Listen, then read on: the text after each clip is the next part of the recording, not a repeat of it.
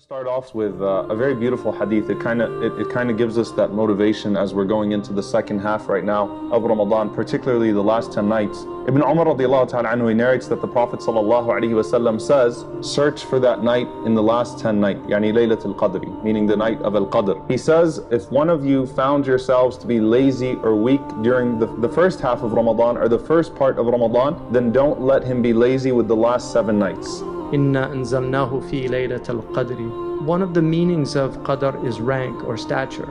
And so a night of qadr is a night of great stature or rank with God. The second meaning of qadr is actually manzila or sharaf, nobility, honor. This is the night of great honor. Why? And you could think of it like this. Allah subhanahu wa ta'ala has the greatest qadr of anyone. He has the greatest status of anyone. And He sent on that night the angel with the greatest qadr, the angel with the greatest status, being Jibreel alayhi salam, to the Prophet sallallahu alayhi wasallam of the greatest qadr. And He sent to that Prophet sallallahu alayhi wasallam the book with the greatest qadr of all of his revelations. So it's a combination of all these honors and glories that come together in Laylatul Qadr. Whoever can stand in the night of Laylatul Qadr, meaning pray.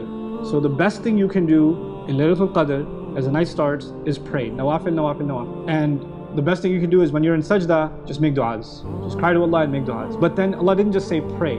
Or the Prophet didn't just say pray. He gave certain qualities to that prayer. So let me explain those qualities to you. One, imanan. Whoever prayed before Allah out of faith, meaning it's not just faithfully, they were driven, they were completely convinced that this prayer is going to be the best thing that's happened to me. They have this confidence and this reliance on Allah in these prayers like no other. That's one. Then wahtisaban. Ihtisab means someone who takes full stock of themselves. I'm aware of my sins, I'm aware of my flaws, I'm aware of what I've done, I'm aware of what I'm ashamed of before Allah, and I'm coming before Allah standing in prayer, ashamed and humiliated and completely convinced that Allah will forgive me and bless me. So I'm coming before Allah humiliated, in tears, in full account of myself, like a confessional prayer. This is a confessional prayer, ihtisaban. If you can pull that off, غُفِرَ لَهُ مَا تَقَدَّمَ مِنْ ذَنْبِهِ. Whatever took place of any kind of embarrassing sin such a person had done has all been guaranteed to be forgiven. All of it is guaranteed to be forgiven if we can stand before Allah in that kind of prayer tonight. But this is a night where you just want to just be you and Allah in tears. That's what it needs to be.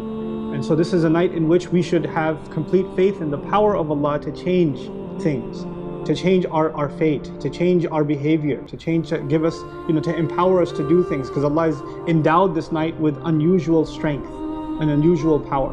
And it's a manifestation of Allah's miracles in this night. After all, the greatest miracle ever given to humanity, the Quran, was given in this night, the most powerful word of Allah. So then we should have more belief in miraculous answerings of du'as in this night than any other night. There's a hadith where the Prophet ﷺ speaks about this concept of deprivation. And what that means is, if Allah subhanahu wa ta'ala deprives you of Laylatul Qadr, it means that your sins are getting in the way of you being able to catch Laylatul Qadr. Just like when we say that if a person does Hajj, it's because they're the guests of Allah subhanahu wa ta'ala. Likewise, if Allah allows you to catch Laylatul Qadr, it's that Allah subhanahu wa ta'ala has decreed something amazing for you. And so the Prophet ﷺ says in an authentic hadith, he says that this month has come upon you, and in it is a night that is greater than 1,000 months. Whoever is deprived of it is deprived of all good. And no one would be deprived of the good of this night except for one who is deprived. There is something that's keeping you between you and Allah, that's keeping you away from Allah subhanahu wa ta'ala. And Allah azza wa jal would prevent you from the khair of this night because of that sin that you're insisting upon.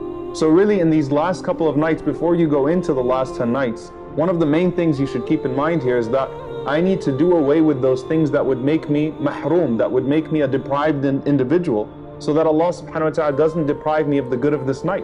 Keep in mind, as we're going into the last 10 nights, particularly in regards to our sayyi'at and the things that we do that would keep us away from Allah subhanahu wa ta'ala. So the idea here, if you're deprived, that means that there's a reason why Allah has chosen you to be amongst those who are deprived. If you're amongst those who catch it and who catch the blessings of it, there's a reason why Allah chose you to be amongst those who would catch the blessings.